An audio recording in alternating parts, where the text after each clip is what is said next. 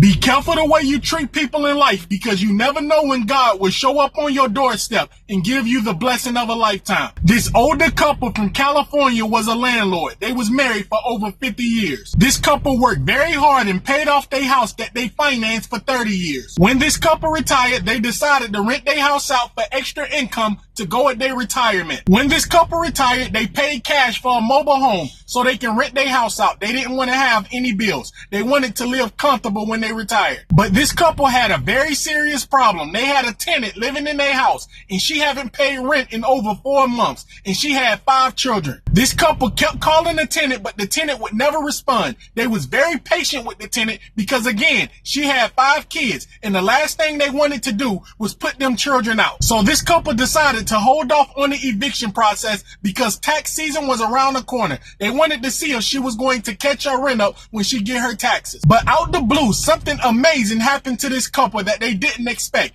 They hit the lottery for over $9 million.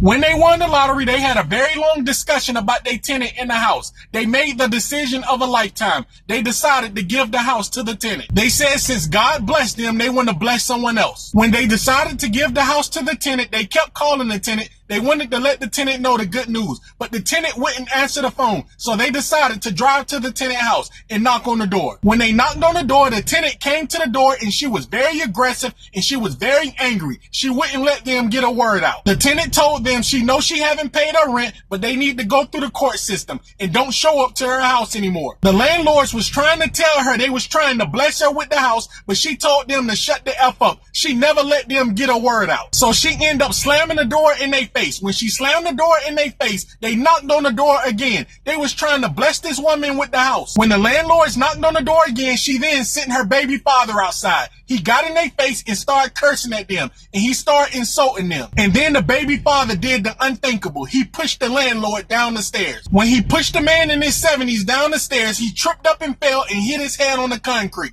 He went into a coma. He was rushed to the hospital. He later died. When the landlord died, the baby father was charged with taking his life. The baby father had a very long criminal history. He had several felonies. He was very violent. When law enforcement was called after the landlord was pushed down the stairs and he was unconscious, the wife was explaining to the cop they was there to bless this woman with the house. After everything went down and the baby father was arrested for pushing the landlord downstairs and they was just there to bless them with the house, the tenant found out they was there to give them the house. She immediately got on her knees and started begging and crying and apologizing. But it was too late. The damage was done. After this woman's husband passed and they was married for just over 50 years, she buried her husband and she started the eviction process. After she evicted the tenants, she sold her house for over $350,000. After her husband passed, people that knew her and people that went to church with her said she never was the same after her husband passed. Her heart was broke. This woman died 1 year after her husband passed and she left all her money to her church. Be careful the way you treat people in life because it can come back to hunt you